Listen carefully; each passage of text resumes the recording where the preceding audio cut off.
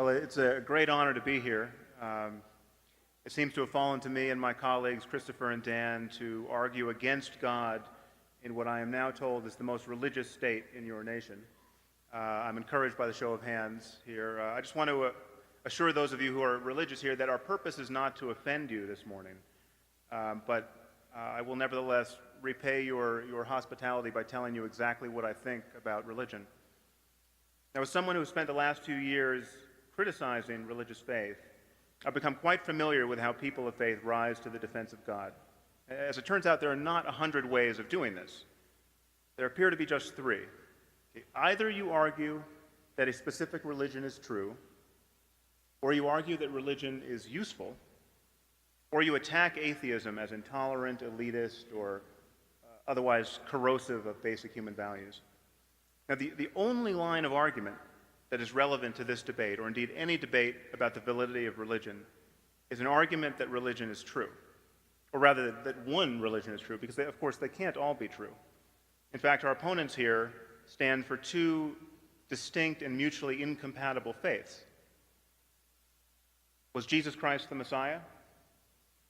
The rabbi and Dinesh are not likely to agree on that point.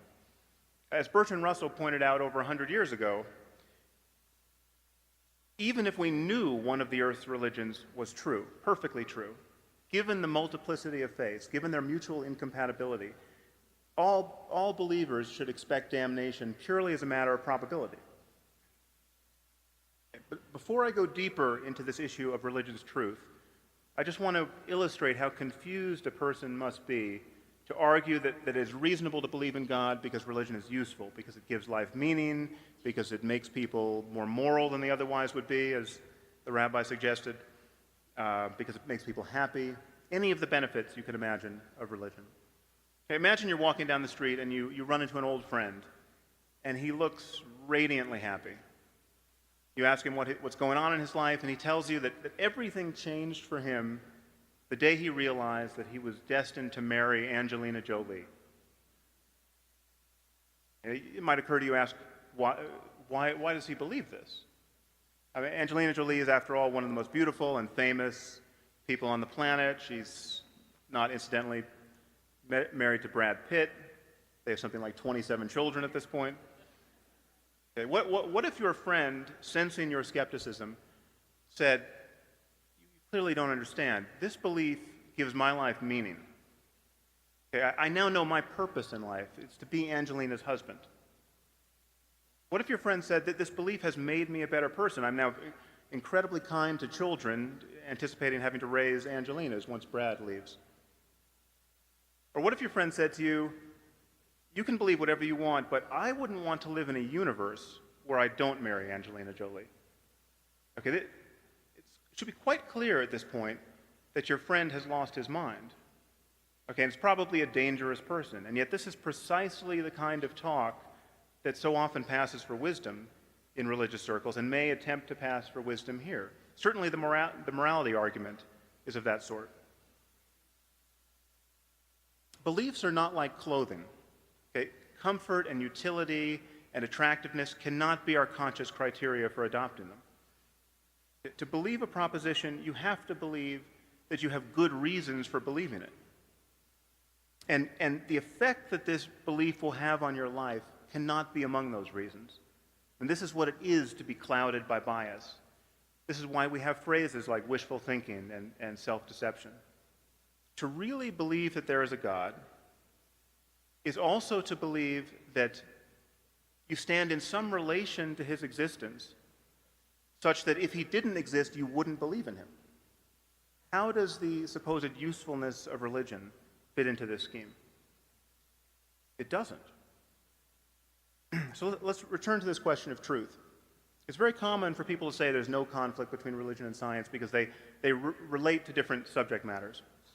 Okay, this is a lie. Religion and science both make claims about the way the world is. They make incompatible claims about the same reality, and they make these claims based on very different standards of evidence and modes of argument.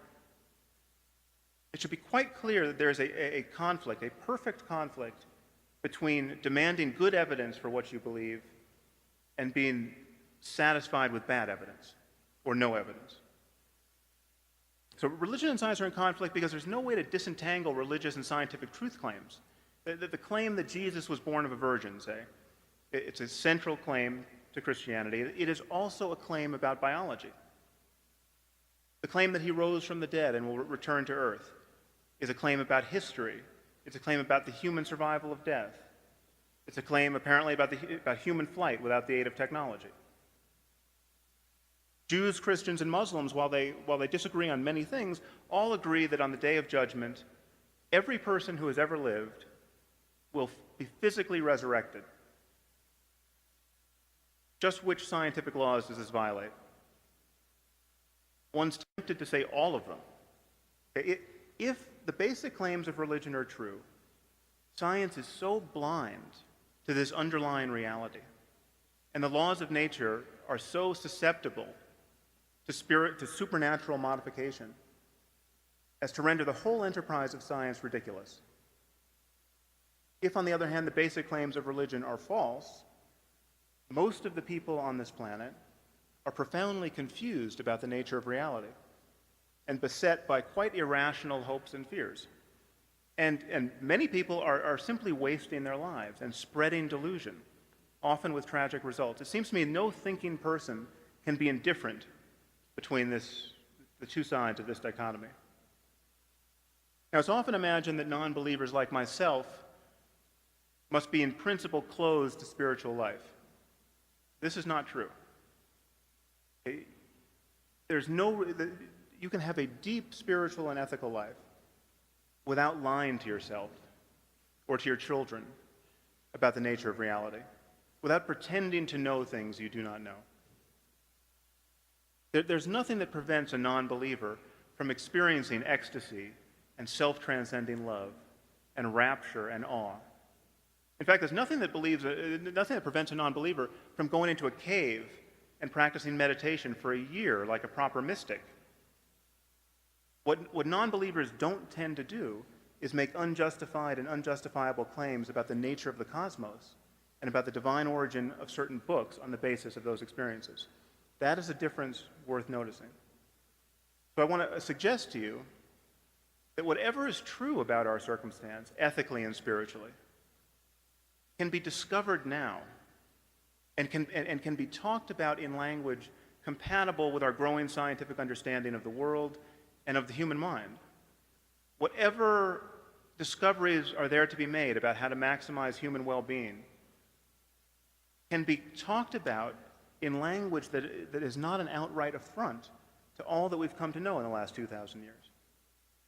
And to subscribe to one of the Iron Age religions, like Christianity, Judaism, and Islam, is to make the tacit claim that that is impossible, that there is, in fact, no way to understand our circumstance using the tools of our modern understanding of the world, that some measure of superstition is necessary, some measure of mythology, that we have to lie just this much. The point is, we can place our confidence only in human conversation. And the question is, do you want to place it in a 21st century conversation where we have all of the world's literature and learning available to us? Or do you want to place it in a first century conversation or a 7th century conversation as preserved in one of our holy books? Thank you very much.